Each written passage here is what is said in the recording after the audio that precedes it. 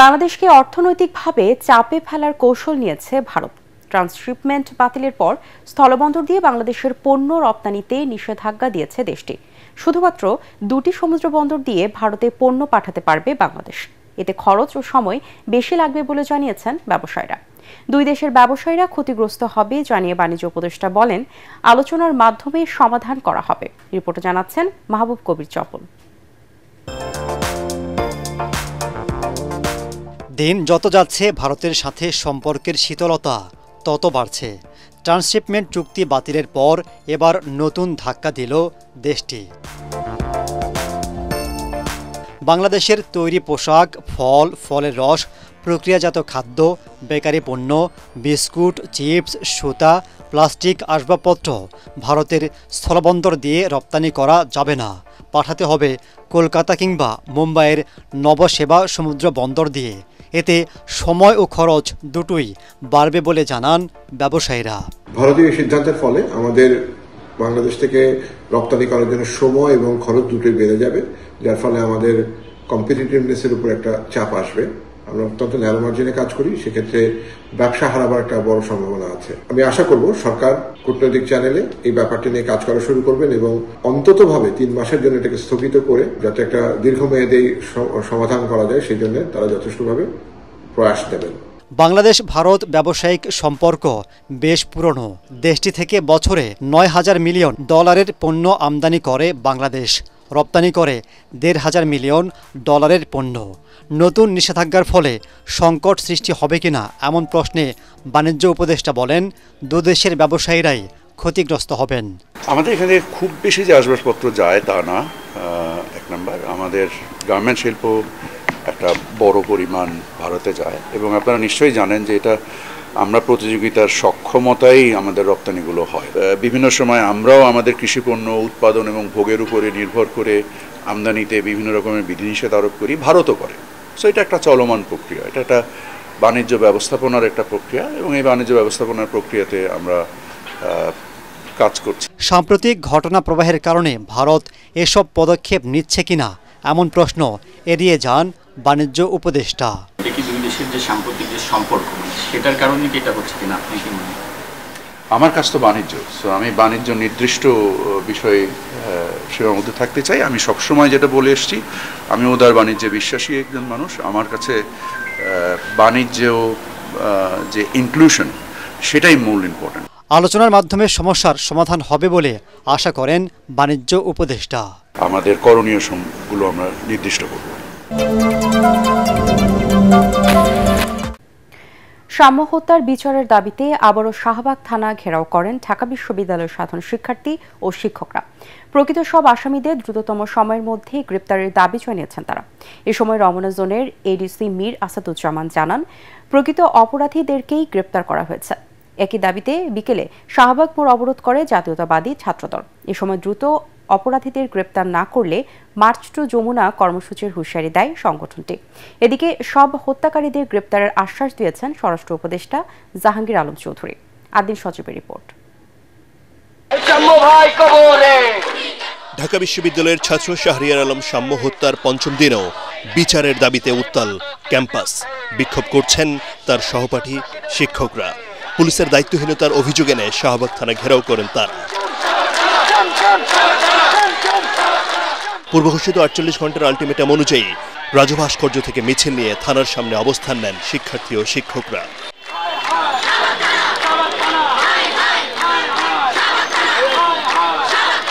এরপর শিক্ষক ও শিক্ষার্থীদের একটি প্রতিনিধি দল পুলিশের ঊর্ধ্বতন কর্মকর্তার সাথে তদন্তের অগ্রগতি জানতে চান।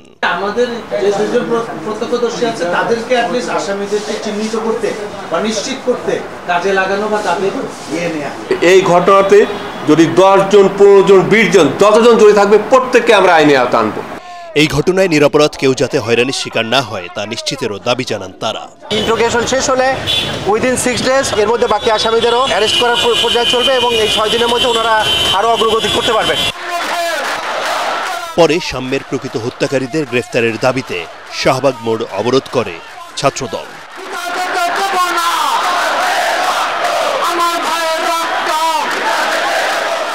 প্রায় 1 ঘন্টা ব্যস্ত এই সড়ক আটকে বিক্ষোভ করেন তারা। হুঁশিয়ারি দেন দ্রুত বিচার না করলে কঠোর আন্দোলনের। এই সরকারের শীর্ষ পর্যায়ে থেকে কোনো বক্তব্য কিংবা সদিচ্ছার লক্ষ্য করে নিয়ে আমরা স্পষ্ট ভাষায় বলে দিতে চাই, এই শাহবাগ চত্বর থেকে এই যমুনায় আমরা পদযাত্রা শুরু করি। এই পদযাত্রা রোখার ক্ষমতা কারণে এর আগে এই হত্যাকাণ্ডে জড়িতদের আটক এবং বিচারের দাবিতে রাজু ভাস্কর্যের পাদদেশে প্রতিবাদ করেন শিক্ষার্থী ও শিক্ষকরা।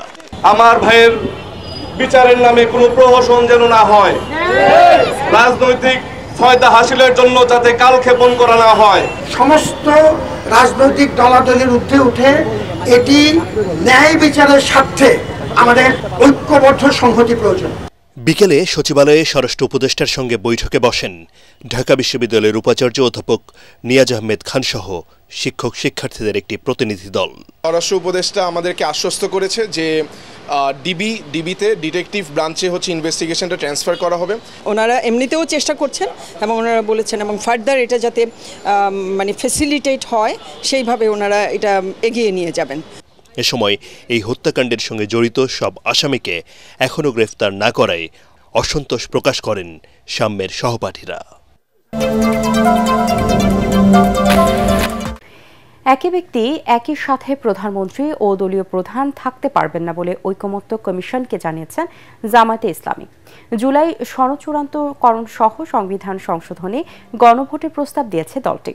সংসদ ভবনের এলডি হলে জাতীয় ঐকমত্য কমিশনের সাথে বৈঠকে জাতীয় নির্বাচনের আগে স্থানীয় সরকারের ভোটের বিষয়ে অনড় অবস্থান কথা জানায় জামায়াতে ইসলামী।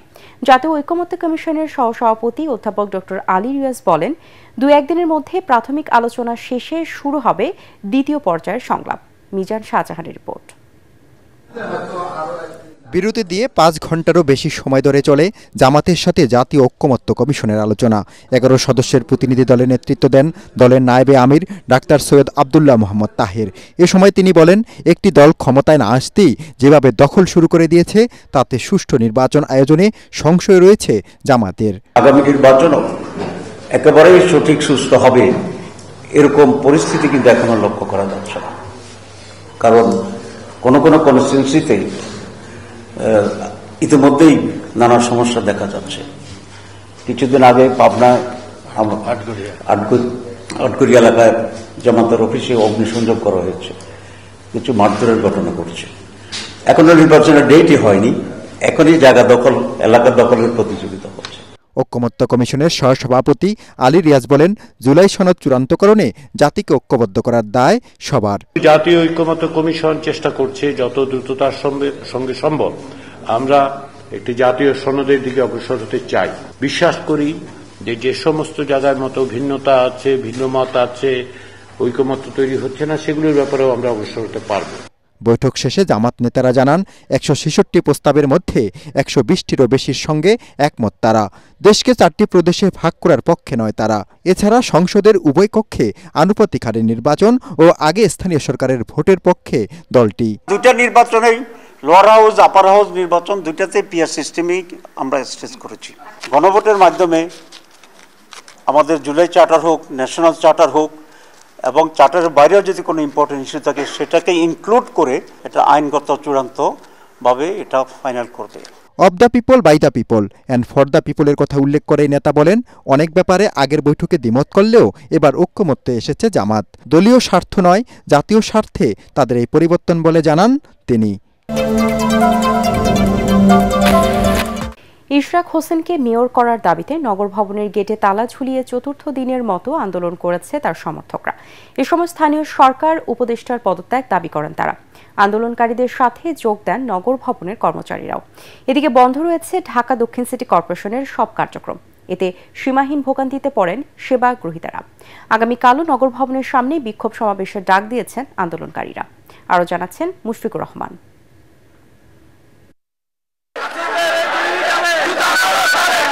ইশরাক হোসেনকে মেয়রের দায়িত্ব বুঝিয়ে দেওয়ার দাবিতে সকাল 9টার পর থেকেই নগর ভবনের প্রধান ফটকের সামনে অবস্থান নেয় আন্দোলনকারীরা।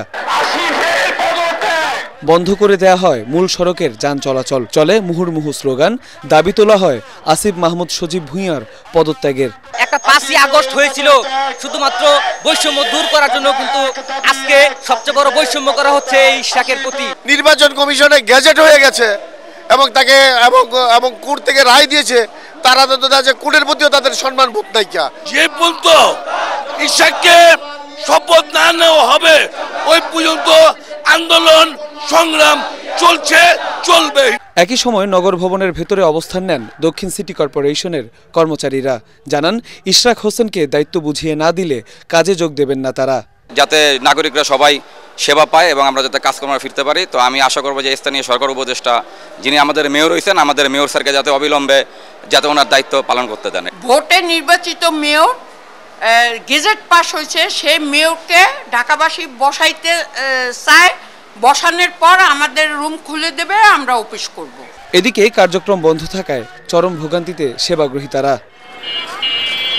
ছোট শিশু এবং মাকে নিয়ে জন্ম নিবন্ধন নবায়ন করতে এসেছিলেন লামিয়া। তবে নগর ভবনের কার্যক্রম বন্ধ থাকায় খালি হাতেই ফিরতে হচ্ছে তাকে। ভেতর থেকে বলছে, আমি জিজ্ঞাসা করলাম কখন খুলবে, বলে কোনো ঠিক নেই, আগামী সপ্তাহে যোগাযোগ করেন, এটা বলল। রাজারবাগ থেকে হোল্ডিং ট্যাক্সের টাকা জমা দিতে এসে মাথায় হাত মোহাম্মদ হাসানের। অসুস্থ শরীরে আসাটাই যেন বৃথা তার। মেয়র পদে যে নতুন নিযুক্ত হয়েছে, এর দায়িত্ব পাওয়ার আগ পর্যন্ত আমাদের অফিস বন্ধ করে দিছে। কেন? এই জন্য ওখানে যাইতে দিব না। সোমবারও নগর ভবনের সামনে বিক্ষোভ সমাবেশের ডাক দিয়েছেন আন্দোলনকারীরা। করিডোর দেওয়া অন্তর্বর্তী সরকারের কাজ নয়, তাদের মূল কাজ গণতান্ত্রিক সরকারের কাছে ক্ষমতা হস্তান্তর বলে জানিয়েছেন বিএনপির স্থায়ী কমিটির সদস্য আমির খসরু মাহমুদ চৌধুরী। দেশের বর্তমান পরিস্থিতিতে দলের অবস্থান জানাতে আয়োজিত সংবাদ সম্মেলনে তিনি বলেন, সরকারের কর্মকাণ্ডে গণতান্ত্রিক প্রক্রিয়ার ফিরে যাওয়ার কোনো লক্ষণ দেখা যাচ্ছে না। সংস্কারের ধোঁয়া তুলে যত বিলম্ব করা যাবে দেশ তত বিপদের দিকে যাবে বলে দাবি করেন বিএনপির এই নেতা। জানান, সদিচ্ছা থাকলে ডিসেম্বরের আগেই নির্বাচন সম্ভব। ইশরাক হোসেনকে মেয়রের দাবি বুঝিয়ে না দিয়ে সরকার কেন আদালতের সিদ্ধান্তকে অগ্রাহ্য করছে এমন প্রশ্ন রাখেন তিনি। অন্তর্বর্তী সরকার স্বৈরাচারী শেখ হাসিনার সুরেই কথা বলছে বলেও মন্তব্য করেন আমির খসরু।